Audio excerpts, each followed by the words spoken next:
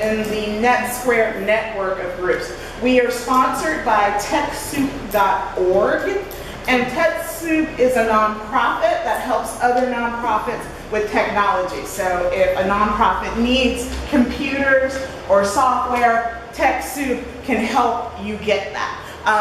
You can go to the meetup page. If you click on the TechSoup icon there, it'll click you and take you over to the site, and you can learn more. Deciding that we wanted to open our own business, and for about 2 years before opening doors here, we worked with Susan on business strategy, and it's amazing. We came in as a pretty mature business because we did all of that work from the start, we have a pretty unique business model, which I will talk about later. But the reason I'm here is because I too am a big fan of ease as a model, but with a non-traditional business model that has a community collaborative or a community give back focus. And we came up with this idea because hairstylists are very chatty. So we learn a lot about people while we work on your hair, and we realized that tons of people we know who come here have these really amazing ideas for their own businesses, or work for nonprofits or organizations that really could use some visibility or some funding. And what better place to do that than a salon? So sort of taking salon back to the root of the word salon, when it was a place where people gathered and exchanged ideas and facilitated community, but also moving the idea of a small business forward to having this community give back aspect. So we actually have, we kind of try to do that community give back in terms of supporting, sorry, I have like a weird bubble in my throat. Supporting other entrepreneurs who are trying to launch their own businesses, and local nonprofits, and building rich partnerships with these folks. And most of them we meet through doing their hair, which is kind of amazing. So Jeremy and Tanya and Senna and Natalie are all in that group of people that we partner with, and there are actually some pop-up shops that we have in here. A succulent artist, a gal who makes her own cosmetic products, a local apparel designer, and 2 local artists, and they're all from our hair clientele, so it's kind of amazing that we meet these people. So anyway, Susan worked really long and hard with us on cultivating this business model, and the reason I'm telling you all of this is because I wanted to invite you, if you ever had any reason to partner with us to use this space for a cause or for test bedding a business idea, I'd love to know about that. So just let me know what you think.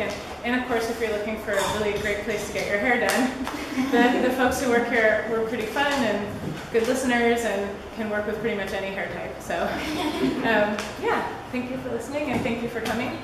In 2007, I started sketching out the first ideas for the program that you're going to see tonight, Ease and the Ease Initiative business model.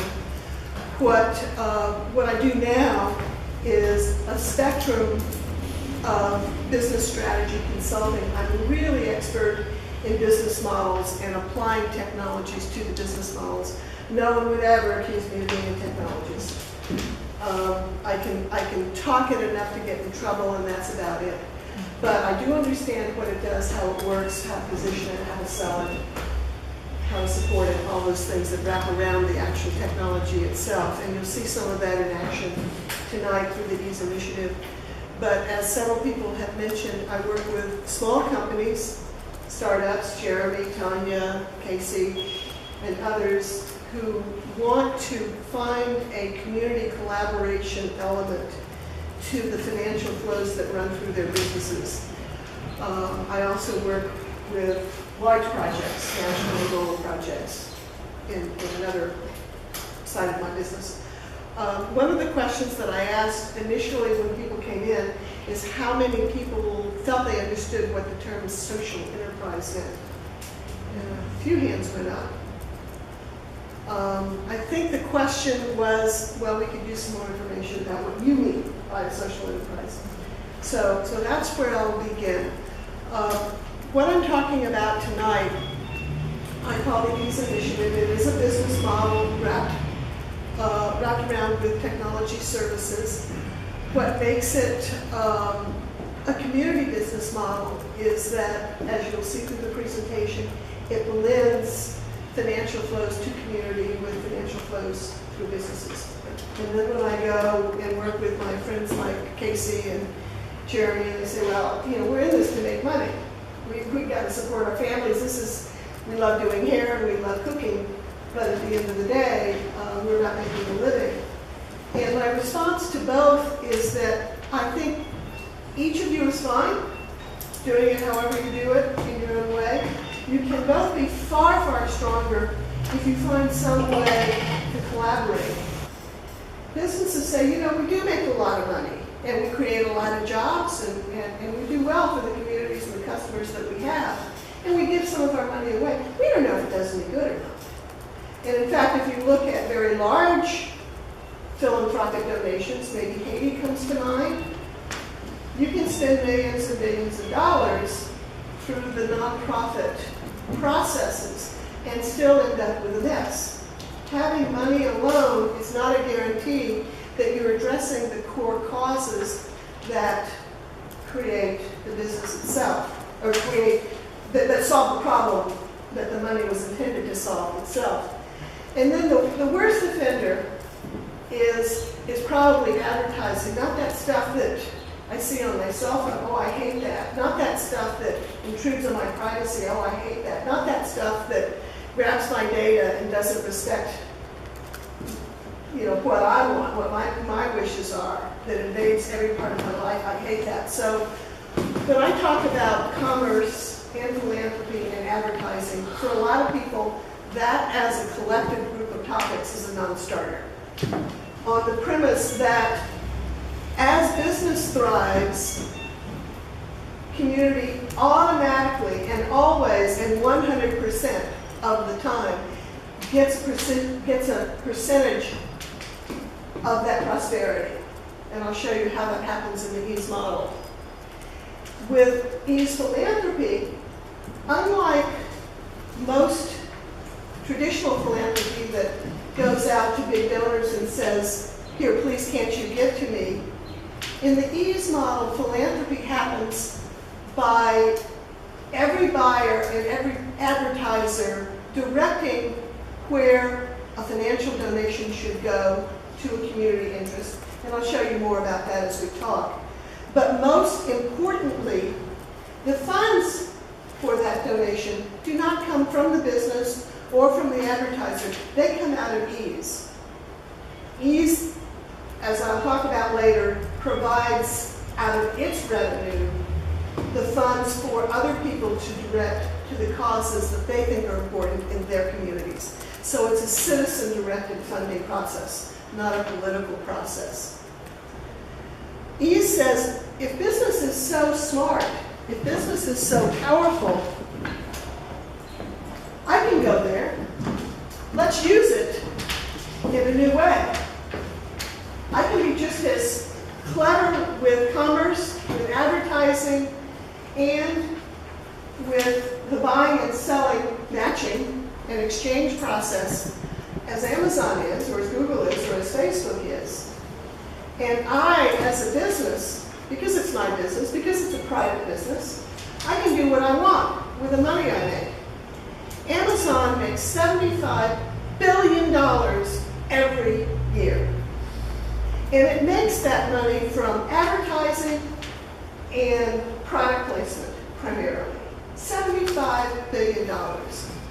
What makes ease different is that the revenue that ease makes pretty much from those same sources, advertising and the services, the exchange services offered within our marketplace. It's a similar marketplace to Amazon. We take our fees and we give 50% of that fee. We put it in a pile and we say, Mr. Advertiser and Mr. Buyer or Ms. Buyer, you can take part of that pile of money there and you can give it to anybody you want to as an ease beneficiary. So ease makes the money available so that every time a person opens a personally relevant, tailored ad, and every time somebody buys anything through the ease marketplace, The transaction fees are shared 50-50 between ease and the beneficiary that that person has designated. So that's a big concept. Ease will say, Ava, where would you like the financial benefit from this transaction to go to? And it may pop up a list of the things that you've donated to in the past. Or you can ask it, I want to donate to somebody, I want to direct this to somebody new. Ease pays the money. That financial benefit to the social organization comes from Ease's money. Not your money and not the seller's money. The seller can make just as big a profit as he ever did. The buyer can pay just as cheap a price as he ever did. It's ease. It's as if Amazon says, I'm going to give away $35 billion. Only you guys get to pick where it goes. It runs the network of businesses in Kenya, 400 businesses. It managed the public accountability for the largest construction project in Europe, a new tube, new underground construction project in the UK.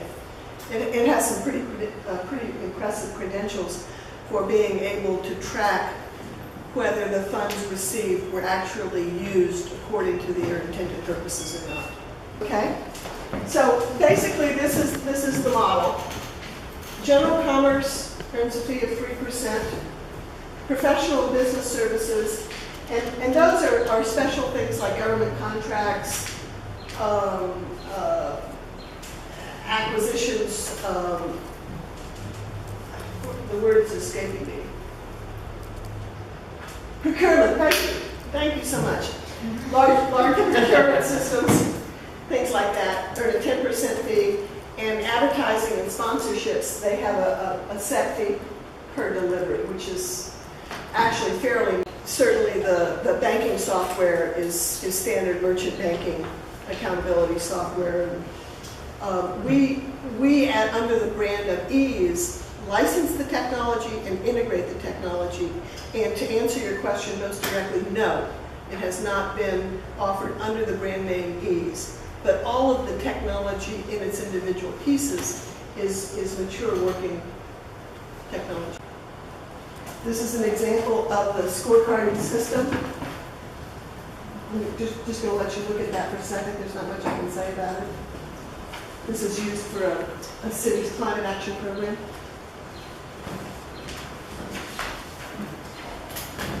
In general, what the e-system enables is that all types of stakeholders in a particular cause, whether it's all the stakeholders in the city of Oakland, or all the people who care about veterans' rights, or all the people who want to fund education at the University of California, have a mechanism through which they can seamlessly operate to achieve the goals of that higher purpose, but each one of them performing in their own designated, self-defined way.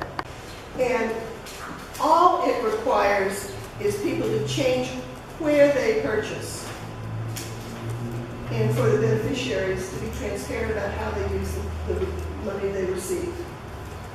This is a big deal. We all know how to purchase online. Right now, in disaster preparation, we have several initiatives that have been shaped around management of nuclear waste, response to Haiti, and we got a little bit involved in the Japanese response, but that hasn't gone very far.